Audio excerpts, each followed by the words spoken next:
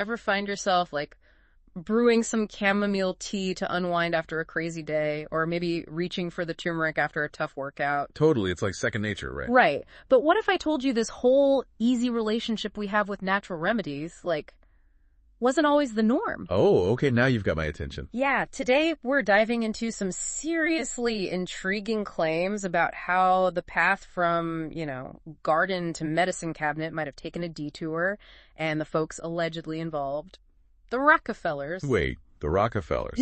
As in the oil tycoon family. You got it. We're digging into this Amanda Law newspaper article, how the Rockefellers eliminated natural pharmaceutical industry. Okay, so we're talking about some serious historical clout here. I'm hooked already. What's the article's take on this connection? So it all starts back in the early 20th century when pharmaceuticals were just starting to take off, right? Big business opportunity. And the Rockefellers, well, they knew a thing or two about that.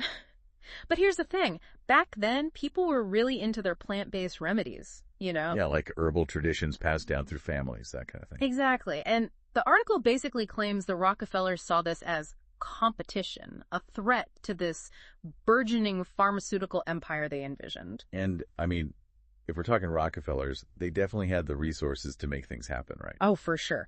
We're talking influence on a massive scale. Money, connections, you name it. The article suggests they had their hands in everything from government policy to education. So how did they use that influence to, as the article puts it, shift the medical landscape? Okay, so get this.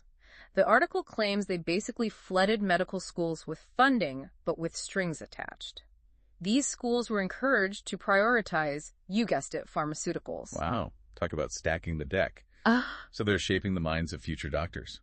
And that's not all. They allegedly funded campaigns aimed at, get this, discrediting natural remedies. Like, did they have a PR team following herbalists around whispering, think chamomile tea is harmless, think again?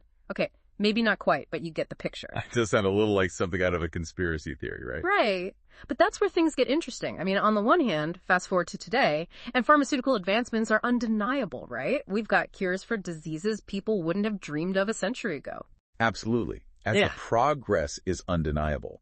But on the other hand, it makes you wonder if something got lost along the way. Like, we traded away generations of traditional knowledge for these advancements. Exactly. Like, did we lose sight of the bigger picture, of a more holistic view of health? I mean, look at the trends today. Alternative medicine, herbalism, all making a comeback. It's like we're rediscovering something that was maybe intentionally pushed aside. Right. It's like a pendulum swinging back, and it really makes you question what factors influence these swings. Is it just scientific progress, or are there deeper social and economic forces at play that we don't even realize are shaping our views on health and medicine?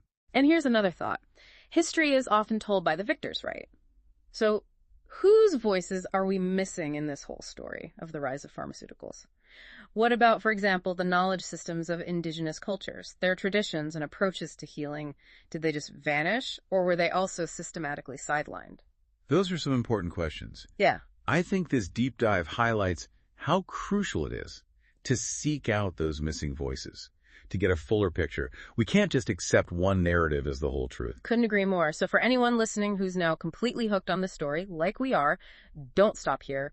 Do your own picking. Pick a natural remedy you love, elderberry, turmeric, whatever, and trace its history back. Or even research the evolution of pharmaceutical regulations. It's a rabbit hole worth going down, trust me. Definitely. You might be surprised by what you uncover. This deep dive has been, well, a lot to process, to say the least. History, it turns out, is rarely black and white. And when it comes to something as essential as health, well, it's more important than ever to keep asking questions and digging deeper. Until next time, keep those curious minds buzzing.